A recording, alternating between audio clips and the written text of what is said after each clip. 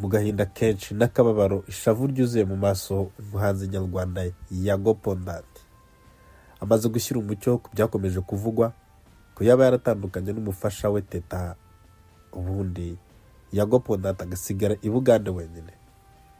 Mu kiganiro yakoreye kuri Yago TV show, Yago Pondat yaganirije abakunzi be cyane cyane aba Big Energy, aho yababwiraga neza uko byagenze ngo nyuma yo kumva ndetse no kubona inkuru zivuga iby'itandukana rye n'umugore we ku mbuga nkoranyambaga zitandukanye nko ku gihe.com, ikinyamakuru cyandikira kuri murandasi, ndetse no ku ma YouTube channel atandukanye menshi cyane, aho ibiganiro bivuga ko Yago yaba yaratandukanye n'umugore we, yaramusize akisubirira iwabo mu Rwanda akamusiga i Bugande wenyine.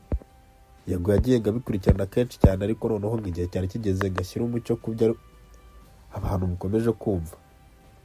Yago Pondat mu kiganiro yakoreye kuri channel ye ya Yago TV show, mu magambo yivugiye neza ko atakiri kumwe n'umufasha we ndetse batandukanye, ariko abishyiraho umucyo ndetse anabwira abakunzi be ko atigeze agira icyo akorera kibi cyangwa se ngo abangamire umukunzi we Teta, kuko ngo yanamukundaga by'indengakamere. Mu magambo ye yivugiye, mu maso agaragara nk'ufite ishavu n'agahinda kenshi cyane, ubabajwe no kuza kuganiriza abantu be, depression igaragara mu maso.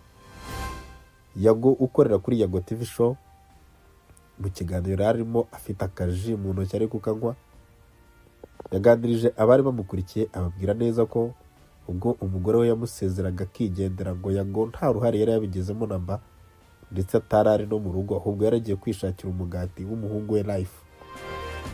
Yavuze ko ubwo umugore yamusezeraga ngo yamwandikiye akamesaje aramubwira ati urabeho, ariko Yago ngo yari atariyumvisha ibyo ari byo, ngo yabibonye nka filime, inkuru ngo yajyaga yumva abantu bavuga abandi bazandika. Yago ngo ntabwo ashobora kumva neza ko umuntu ashobora kugusiga nta kintu muri gupfa.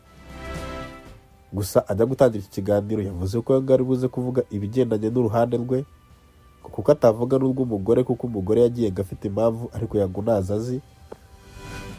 Ibi rero akaba aribyo byatumye Yago aza kugira ngo ashyireho umucyo, nyuma y'uko hakomeje kuba circulation ku mbuga nkoranyambaga zivuga ko Yago yatandukanye n'umugore we, ndetse abandi bakanahimba impamvu zishobora kuba zabiteye.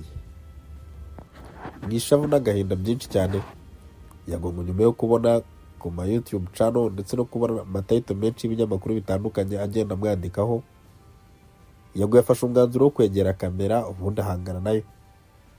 Mu magambo yuje agahinda kenshi, ikiniga ndetse n'ishavu n'akababaro, Yago yivugiye neza ko ibyo yabonye nawe ngo byamutunguye ndetse atarabyiteze habe na gatoya, kuko ntabwo yari abyiteguye.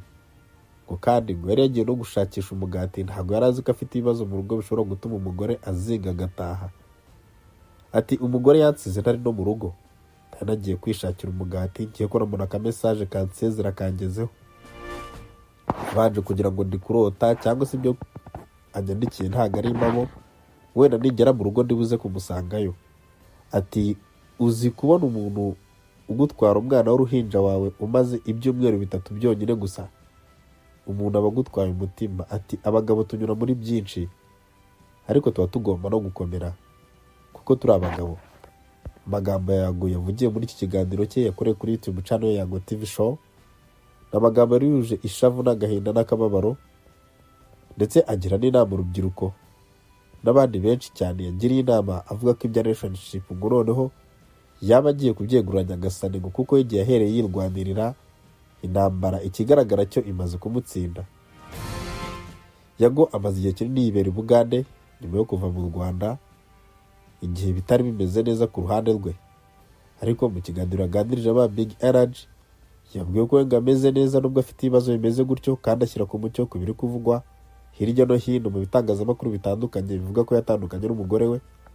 Maze araza mu magambo ati icyo nababwira cyo neza nuko ibiri kuvuga ko ari byo, kuko ubu ngubu ntabwo ngiri kumwe na Teta, nakunze urukundo rudashira, nkarubagaragariza mwese. Ubona naratekereje ko azaba umugore wanjye cyangwa se umufasha wanjye.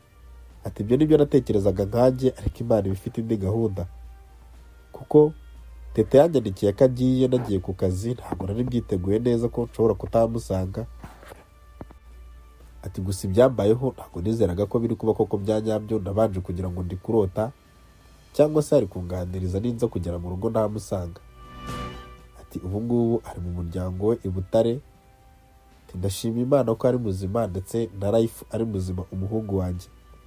Ati aba big energy mba ngomba kuza ngabaganiriza nkababwiza ukuri mugatandukana n'ibyo abantu bari kwirirwa bavuga ku mbuga nkoranyambaga bitandukanye byinshi cyane.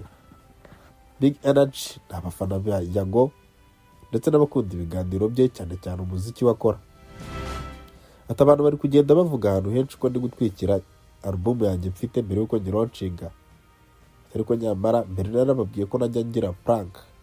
Usibye bamwe ari kubitekereza, Yago yahise afatiramo n'umwanzuro mu kiganiro abwira abakunzi be ko album agiye kuba yihagaritse kugira ngo hatagira ngo yarari gutwikira album ye, ariko anagaragaza ishavu n'agahinda ku maso ndetse n'igihe yavugaga byagaragaza ko koko atishimiye kuba yaratandukanye n'umugore we avuga ko yamukundaga byuzuye ndetse binahagije, nubwo baba bafitanye ibibazo ariko Yago yamukundaga.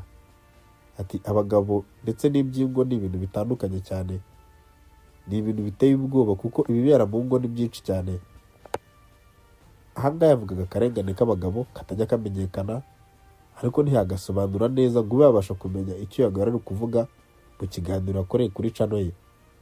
Ariko nyamara Yago mu isura ifite intimba nyinshi cyane n'akababaro, ishavu n'agahinda bigaragara no ku maso, Yago yagaragaje ko gutandukana n'umugore byamuteye agahinda ku kigero cy'aho aza kubyerura kugira ngo abibwire aba big energy, abakore mu rujijo bakomeje gushyirwamo n'ibitangazamakuru bitandukanye.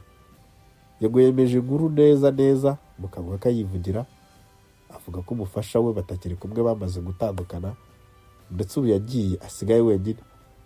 Kuri Yago TV show ni ibintu byose yabivugiye, maze mu ishavu ryinshi cyane ajya n'inama agira abantu, ababwira neza ko kubaka urugo ngo bisaba kuba mwese muri committed cyangwa se mufite commitment, ngo naho bitabaye ibyo urwo rugo ntirushobora kuramba. Aha ni nyuma yo kubona titre yaturutse ku gihe.com ivuga ko umuhanzi Yago Pondat gakomeje guca amarenga agaragaza gutandukana n'umugore we kuba batakiri kumwe.